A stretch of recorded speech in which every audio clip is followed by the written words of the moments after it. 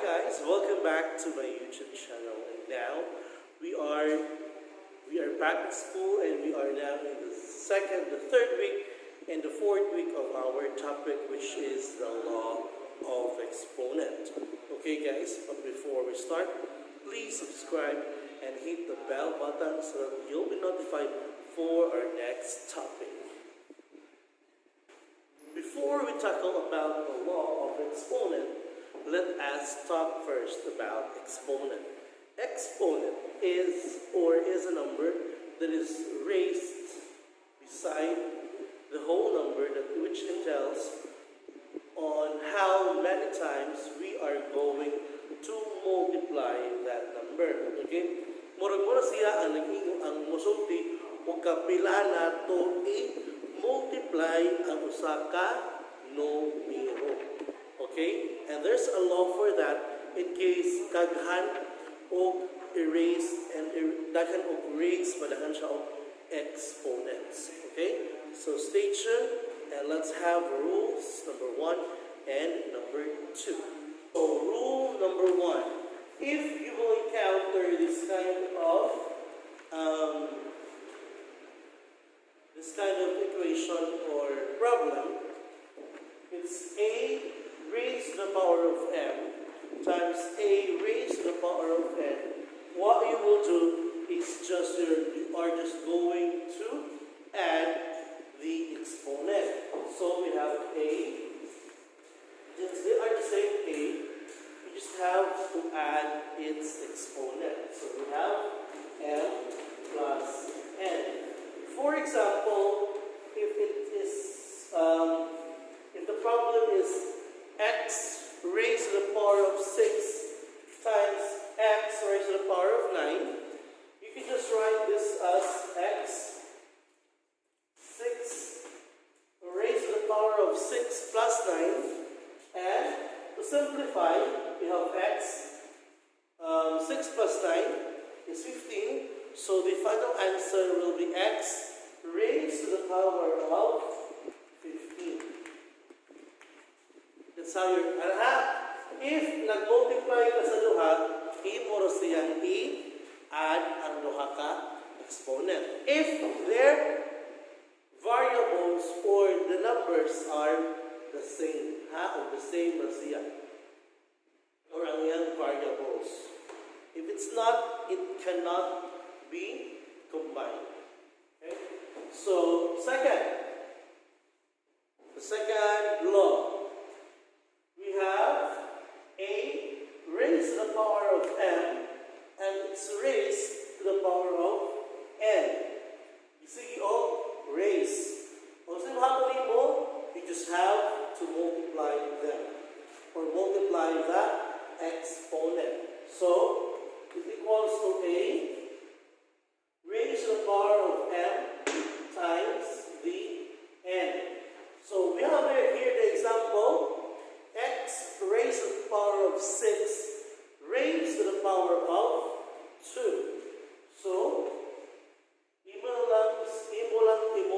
lang i-multiply si 6 o si 2. So you write x, then 6 times 2. So, it's now x raised to the power of 12. Okay? Let's have rule or law number 3 and number 4. Rule number 3. So, if we encounter this one as a, b raised to the power of m, you will just have to distribute i-distribute ang exponent. So, we have a, m, b raised to the power of m. So, for example, we have 4 x raised to the power of 7, y raised to the power of 5, raised to the power of 3. So, atong i-distribute si 3 exponent on each expression. 4 raised to the power of 3, x 7 times, di ba? Sa rule number 2, ato siyang multiply ang duha. So, 7 times 3 and then y raised to the power of 5 times 3. Let's simplify. So, 4 raised to the power of 3 is 4 times 4 is 16. 16 times 4 is 64. Okay? 64. Then x, 7 times 3 is 21. And y, 5 times 3 is 15. So the answer is 64. X raised to the power of 21. Y raised to the power of 15. And let's move on to rule or law number 4. We have, if we're going to divide the same variables with a different exponent, ato buhaton, ato na siyang i-subtract. So if we can respond as a raised to the power of m over a raised to the power of n, imo siya i-subtract ang exponent. So you have a raised to the power of m minus n. So for example, if we have x raised to the power of 5 over x raised to the power of 3, so copy x, exponent of 5 minus 3. So you have now, the answer is x squared, or x raised to the power of 2. Let's have rule number 5. Rule number 5 is that when you encounter a over b raised to the power of m, muna siya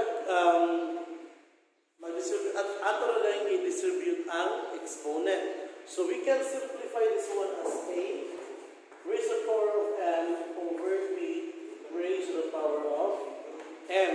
So for example, we have x over y raised to the power of 3, then you can just write as x raised to the power of 3 over y raised to the power of 3. That's how we are going to simplify. And let's have rule number 6. If you encounter a raised to the power of negative m over b raised to the power of negative n, as you notice, negative ang duha ka exponent. So again, if you're going to divide, it's negative divided by negative, the answer will be positive. So you can write this one as a m over b raised to the power of n. So mahihimot na siyang positive ang duha. Okay? So, for example, you have x raised to the power of negative 7 over x raised to the power of negative 6. You can write this one as x raised to the power of 7 over x raised to the power of 6 equals, atong rule bilihan, if division ang duha, the same variable with different exponents, you can simplify this one pag yun. Kay, ipang masubtract ang duha ka exponent. So you have x equals to x, 7 minus 6. So your answer will be is equals to x na lang. Actually, you can book this one as x raised to the power of 1, pero since it is we can understand that if a variable stands alone, naa siya exponent niya 1. Okay? Rule number 7. Let's have rule number 7. So we have, if ang imong exponent is negative, ang atong buhaton, example, we have a raised to the power of negative m, ang buhaton, ato siya i-over ni 1. So we have 1 over h raised to the power of m. Okay? Again, 1 over a raised to the power of m. For example, we have x raised to the power of negative 2, ang matrali, just write 1 over x squared. So, nahimo ng positive ang atong exponent. And on the 8th rule, any number raised to the power of 0, or any number raised to the power of 0, the answer is 1. So A raised to the power of 0 is equal to 1. So X raised to the power of 0 is equal to 1. Okay? So that's it, guys. That was the law of exponents. Okay? So you can now start answering your module on week 3 to week 4. Okay? So just please be careful on the exponent and remember the rules. Okay? So thank you so much for watching. And again, please share and write done if you are done watching and understanding